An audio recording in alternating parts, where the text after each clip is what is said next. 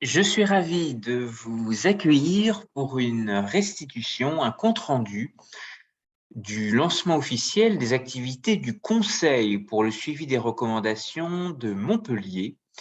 Montpellier a été la puissance accueillante d'un ambitieux forum Afrique-France. Et depuis Yaoundé au Cameroun, l'Afrique en miniature, l'Afrique centrale en miniature, l'équipe du projet EUAV Forest a eu le plaisir d'être invitée au lancement officiel des activités du Conseil chargé de suivre les recommandations qui ont été le fruit des débats du Forum Afrique-France de Montpellier. Je suis très heureux de vous proposer une courte restitution et de vous montrer en quoi finalement les enjeux de participation de la jeunesse à la gouvernance mondiale, à une relation équilibrée, réinventée entre les continents et en particulier entre l'Afrique et la France, eh bien, toute cette dynamique participative est aussi porteuse de nouveaux paradigmes, de nouvelles innovations, de nouvelles façons de penser. Et le Cameroun en particulier, aux côtés de l'Algérie et de l'Afrique du Sud, pour reprendre les termes de l'ambassadeur de France au Cameroun, eh bien, ces trois pays que je vous citais sont des laboratoires du changement de paradigme de la relation entre l'Afrique et la France. Cette formule a un sens tout particulier dans le cadre du projet que nous déployons ici au Cameroun, porté par l'Union européenne avec l'expertise de France Volontaire, une mobilisation dans plusieurs pays d'Afrique, mais aussi d'Asie, et qui entend créer du lien, de nouvelles connexions entre les acteurs, avec un champ de bataille extrêmement ambitieux dans la valorisation, mais aussi la commercialisation de produits forestiers non ligneux. Cette gestion durable des forêts est aussi menée de concert avec des organisations de la société civile et en particulier une structure qui s'appelle Tropical Forest and Rural Development. Il y a des missions passionnantes, captivantes et une construction partagée que nous souhaitons encourager entre des acteurs publics, privés, associatifs dans un environnement riche et complexe qui est celui de l'Afrique en miniature, puisque mon équipe est déployée au Cameroun, au cœur de l'Afrique centrale, avec de nombreuses lignes d'horizon qui soulignent à la fois la grande diversité humaine, géographique et culturelle de ce pays, et les efforts collectifs que nous pouvons mener pour créer un avenir plus durable avec les différents outils de coopération, la mobilisation de l'Union européenne, de ses partenaires européens, États membres et nombreuses autres organisations ou coalitions régionales, et puis les fondations d'entreprises également. Dans un pays d'Afrique centrale qui est un carrefour, un pivot de l'agrotransformation, de capacités industrielles importantes, de potentialités dans le domaine de l'énergie et dans la gouvernance aussi de nombreuses organisations panafricaines, la CEMAC, l'Organisation africaine de la propriété intellectuelle, l'OAPI, et également des instances liées aux banques centrales. Alors, le compte-rendu de cette journée a été organisé sur une session dont vous avez ici le déroulé, qui s'est tenue de façon matinale avec un certain nombre de propos et discours officiels, et puis un ordre du jour qui a permis à la fois de présenter un plan d'action, de mobiliser aussi un certain nombre de partenaires institutionnels, associer aussi des artistes et des organisations de la société civile. Et cette journée a été extrêmement intéressante, 21 juin 2022, avec une thématique forte sur la place des jeunes dans la construction de la nouvelle relation Afrique-France et ce rôle de laboratoire, comme je vous l'évoquais, du Cameroun, qui, aux côtés de l'Algérie et de l'Afrique du Sud, sont peut-être des incubateurs du changement de paradigme dans la relation Afrique-France. Il y a dans ce domaine beaucoup de leviers à mobiliser, à réinventer dans le champ de la coopération décentralisée, dans l'accompagnement des efforts locaux et dans la vision de nouvelles relations. Et c'est ces éléments du débat que je vous propose de regarder ensemble. D'abord, des mots-clés très marquants sont ressortis justement à la fois de l'introduction de cette journée et puis des prises de parole des différents orateurs.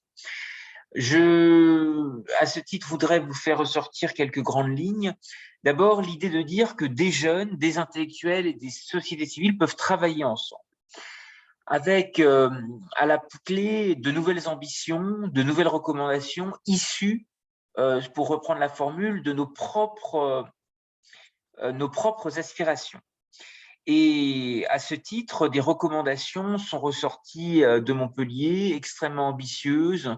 L'idée d'un Erasmus africain porté à travers un campus nomade, l'idée d'un forum qui serait consacré aux questions de migration entre l'Europe et l'Afrique, une troisième proposition orientée sur de nouvelles plateformes de débat, de nouvelles logiques de muséographie, un accompagnement des jeunesses africaines dans la formation professionnelle, une commission sur la transparence économique à travers une cartographie fine et précise des investissements étrangers. Enfin, un lancement d'un programme Startup Africa France et une refondation des relations avec l'Europe du XXIe siècle.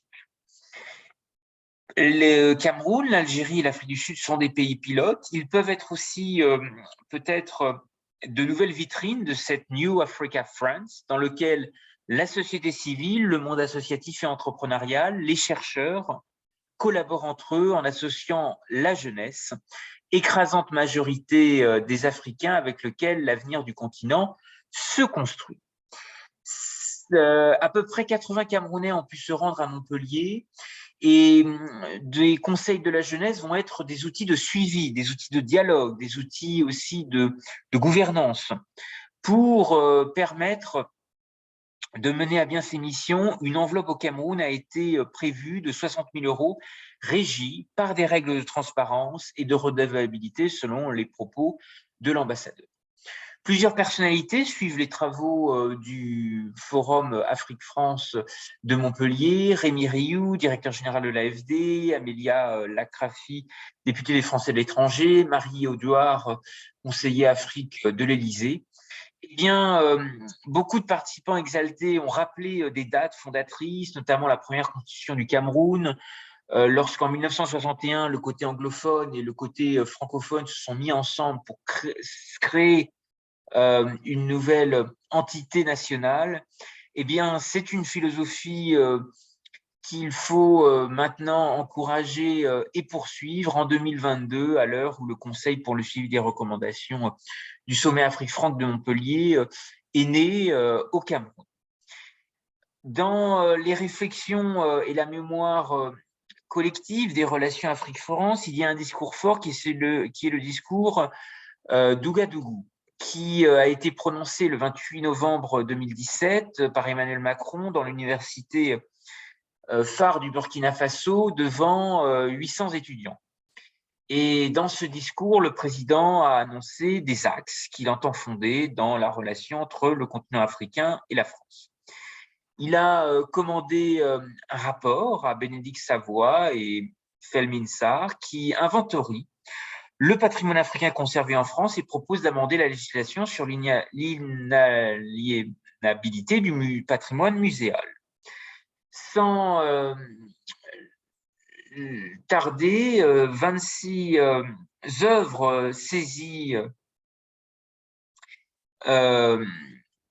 par la France en 1892 et réclamées par le Bénin projettent d'être restituées.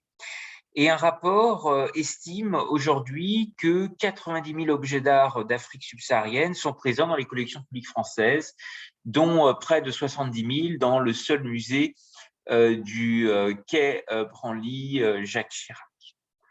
Alors, peut-être des crispations vis-à-vis de la restitution des biens culturels ont nourri des débats passionnés et plusieurs intervenants ont pris la balle au bon pour signaler l'incohérence et parfois l'inadéquation qui est perçue de l'aide publique française au développement. Cette idée rejetée par beaucoup d'orateurs d'une forme de tradition d'ordre messianique très pyramidale et un problème de sens et de définition, puisque les contours de cette aide au développement restent très vagues et souvent obsolètes dans la doctrine d'intervention. Un changement de paradigme de l'aide publique au développement a donc été vivement souhaité à la tribune, et le panel qui était présent a aussi appelé de ses voeux à une coopération choisie, partagée, en indépendance et en interdépendance. Osons l'Afrique, qui a été vraiment un cri du cœur qui a associé cette idée du Made in Cameroun, et le président du Conseil, Jacques Jonathan Niam au Cameroun, a justement encouragé le public camerounais présent à regarder l'ère Ubuntu, cette ère de la Renaissance qui a été aussi une référence utilisée par Nelson Mandela et qui avait aussi un certain nombre de clins d'œil inspirés de l'influence égyptienne. Le mot Ubuntu, issu de langue bantoue d'Afrique centrale, orientale et australe, désigne une notion proche des concepts d'humanité et de fraternité. Et en Afrique du Sud, ce terme a été employé par Nelson Mandela, comme je vous l'indiquais, et Desmond Tutu, pour déteindre un idéal de société opposé à la ségrégation durant l'apartheid et promouvoir une réconciliation nationale. D'autres intellectuels, spirituels, religieux ont utilisé aussi cette référence en y proposant parfois une similarité avec des croyances de responsabilité universelle et d'interdépendance avec nous tous. L'avènement de nouvelles collaborations à définir avec de nouveaux acteurs est justement encouragé. Un New Deal africain au cœur du bassin du Tobango est aussi fortement attendu pour entraîner un cycle de croissance durable basé sur l'entrepreneuriat innovant, les ressources naturelles et des projets plus larges d'intégration régionale. Une Afrique, pour reprendre les termes de l'Élysée, qui soit centrale dans la mondialisation, globale dans les échanges et incontestablement où se télescopent les enjeux contemporains des relations internationales. Le débat a été aussi extrêmement fort sur les blessures de l'histoire, avec l'exemple en 1951 de l'assassinat par la France de rebelles indépendantistes et le soutien en retour de la société civile à l'aide au développement au Cameroun, qui offre effectivement deux visages différents et qui invite peut-être à dépasser les frais de blessure, frustrations et inquiétudes. On reconnaît un homme généreux à sa façon de nettoyer les tarots. Ensuite, le plan d'action du Conseil au Cameroun a été présenté. Ses thématiques prioritaires orientées sur la gouvernance, l'open data, la forêt, l'environnement, le genre, les arts et la culture et la santé. Les membres du Conseil se présentent progressivement à la tribune lors de cette session, et notamment son président et la responsable communication et médias, ainsi que d'autres profils et talents qui soulignent la mosaïque de représentation de cette instance. Des officiels ont aussi pris la parole. Le ministre de la Jeunesse et de l'Éducation civique a été aussi fortement représenté par son secrétaire général, le secrétaire général du MINJEC, qui a souligné que les sociétés qui n'ont pas de relais pour les jeunesses sont condamnées à mourir. Et à la différence de la pensée unique, il faut justement, selon les propos du secrétaire général, privilégier la co-construction et la créativité pas suffisamment optimisée. Il faut encourager les jeunesses à s'engager dans de nombreux chantiers, dont l'entrepreneuriat. Et à l'image de cette instance, les jeunes doivent se retrouver aux côtés des puissants, parce qu'ils représentent une force. Ces enjeux sont compris dans le septennat des grandes opportunités au Cameroun. Et bien entendu, sociologiquement, les 3/4 de la population du Cameroun sont des jeunes. Aussi, le MINJEC définit sa contribution, le ministère de la Jeunesse et de l'Éducation civique, une contribution qu'il définit à travers la posture d'un médecin de famille de la jeunesse. Il s'agit d'un positionnement requis pour traiter de questions transversales, et l'ambition du MINJEC est de pouvoir fédérer les échanges entre les jeunesses. À ce titre, le ministère déploie un éventail important de programmes, dont un volet consacré au retour des jeunes de la diaspora.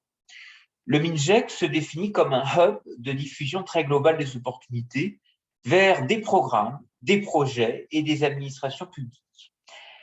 Il y a eu également une interaction intéressante avec un artiste slammer qui a souligné cette philosophie sur la scène en expliquant qu'il était bien temps que le futur tisse une Afrique modernisée aux énergies renouvelables et a relancé aussi cette devise « Paix, travail, patrie » qui est au cœur du développement du Cameroun.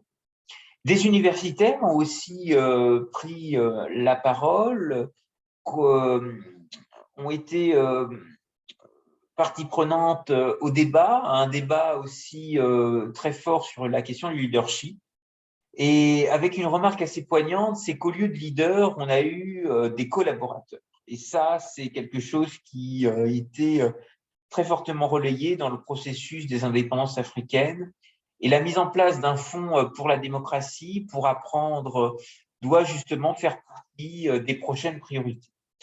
Le congrès de Berlin a été malheureusement un vecteur de la balkanisation de l'Afrique. Et il existe encore aujourd'hui un problème d'appropriation de l'histoire africaine. Il y a une profonde ignorance du rôle des pères fondateurs du pays, et notamment l'indépendance qui a été principalement laissée à des collaborateurs et non pas à des leaders. Et c'est un propos qui est ressorti très fortement des universitaires qui étaient présents à la tribune. Ensuite, l'ambassade de France, à travers son service d'action culturelle, a pris la parole et a rappelé qu'on ne demandait à personne de porter les vêtements d'hier et que les archives sont ouvertes, qu'avec 8 universités au Cameroun, 170 000 étudiants, donc 4 000 étudiants camerounais en France, eh bien, il y a un vivier intellectuel exceptionnel pour bâtir l'avenir, pour s'approprier cette matière. Et cette entreprise devra, bien entendu, se construire dans le dialogue pour faire ressortir toute sa force. Si l'histoire se conjugue avec le passé, cela restera un musée.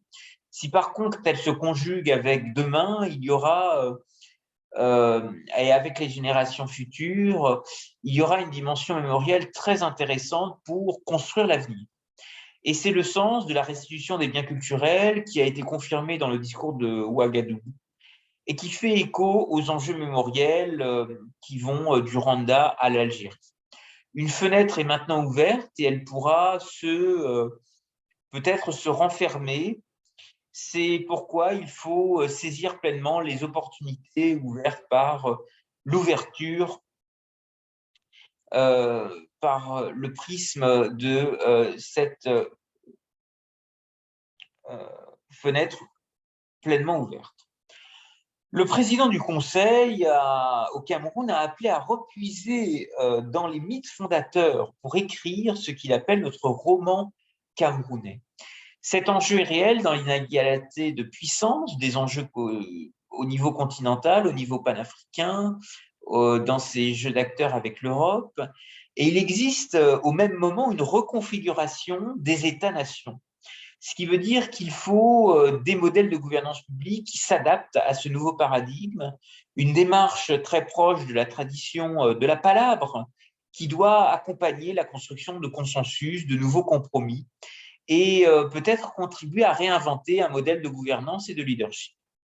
Cette logique du leadership transactionnel qui a prévalu pendant longtemps en Afrique, dans la relation aussi avec l'Europe, doit passer à une nouvelle logique qui est celle du leadership transformationnel. Et une bureaucratie réussie doit, à ce titre, accompagner, soutenir la vitalité du secteur privé. À l'inverse, une bureaucratie viciée et corrompue conduira inévitablement au déclin. Et le panel universitaire a justement encouragé l'audience à saisir ce basculement vers le leadership transformationnel. C'est la transformation qu'on ressent aussi beaucoup dans des fondations, notamment nigérianes. Et la grande question de la diaspora est aujourd'hui soulevée. Les apports aussi de notre relation peut-être beaucoup plus immatérielle, à l'invisible et au spirituel, a été aussi mis en avant dans cette question du leadership. Un des angles externes aussi à accélérer, c'est la façon d'amener aujourd'hui plus d'Européens à voir les réalités locales, les réalités africaines. Et la diversité du Cameroun fait bien entendu apparaître plusieurs jeunesses. D'un côté, peut-être les nantis, la tribu de ceux qui s'engagent, les acteurs de la ruralité. À l'Élysée, depuis Paris, a été mis à l'étude une initiative de maison des mondes africains avec une orientation tournée vers les cultures, l'innovation, la recherche et le débat d'idées. Beaucoup de scepticisme a été aussi est ressorti dans la salle vis-à-vis du profil d'Emmanuel Macron et que la jeunesse du dirigeant ne conditionne pas la participation des jeunes à la vie publique et politique. Le président du Conseil camerounais a aussi appelé à puiser pleinement dans la nouvelle réécriture d'un roman national.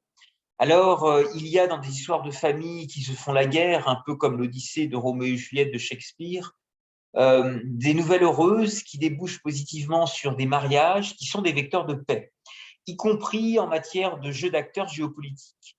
Et la création d'une coprospérité peut justement contribuer à une meilleure stabilité géopolitique à l'image de la CECA et du couple franco-allemand.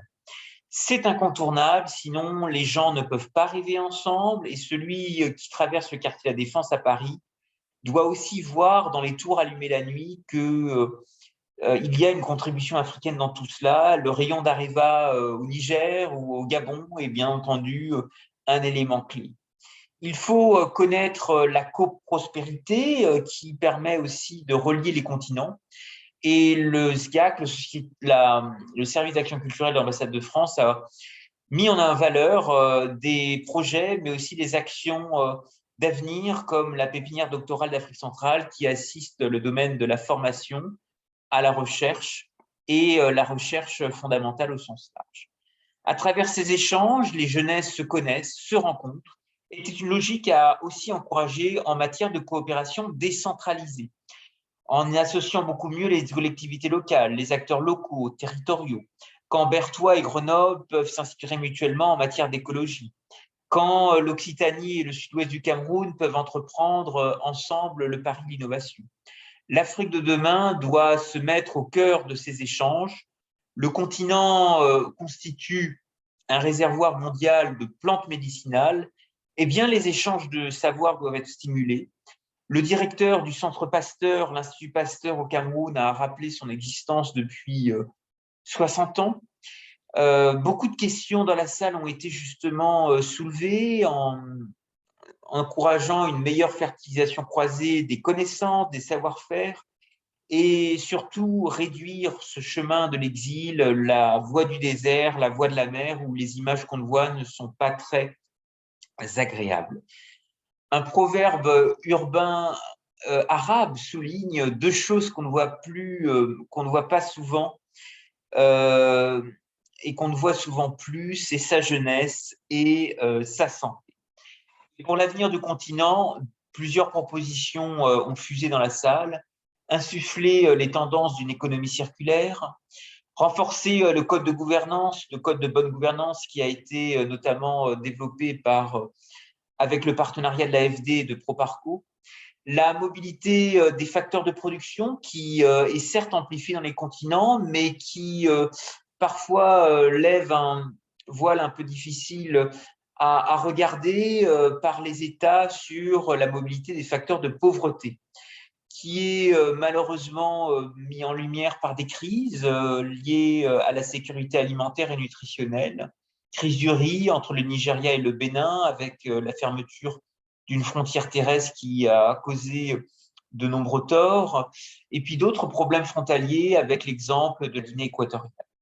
L'Afrique doit être au cœur de transformation, encourager une nouvelle génération d'acteurs de la transformation. Et il est bien souvent facile de construire des murs, mais moins facile de construire des ponts. Et l'Institut français, ici au Cameroun, est un démultiplicateur de possibles, un incubateur de l'engagement et peut-être aussi un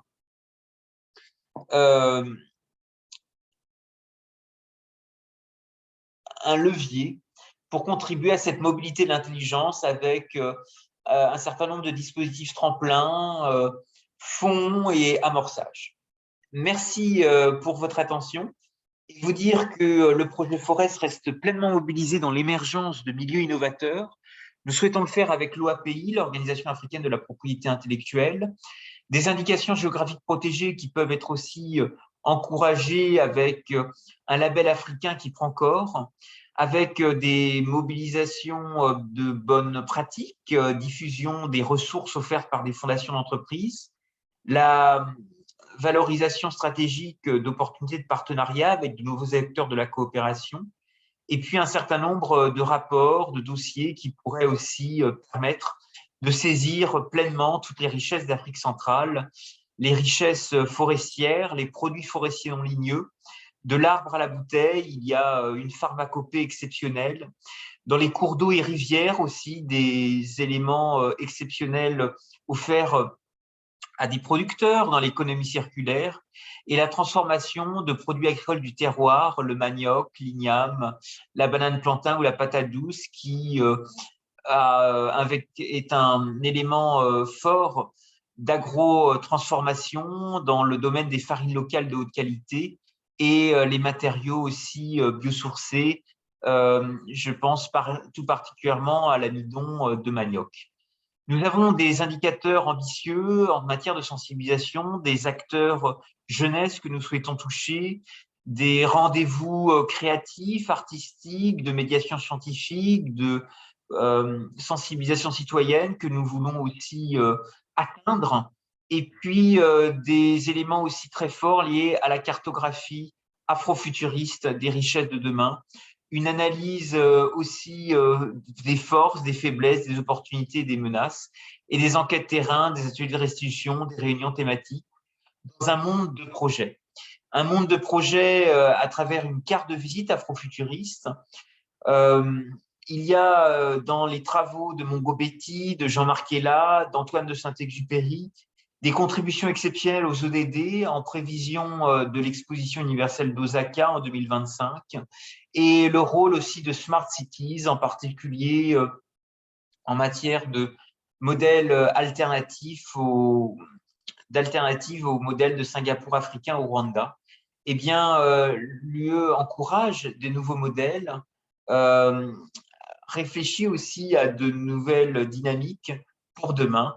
Et j'espère pouvoir vous proposer de nouvelles restitutions, de rencontres, de grands temps forts, de manifestations auxquelles nous participons et qui offrent certainement demain de nouvelles contributions pour relier les continents et les talents qui les façonnent. La jeunesse est l'écrasante majorité avec lesquelles le futur du continent se construit. Merci à vous pour votre attention et au plaisir de vous retrouver pour un prochain atelier de restitution.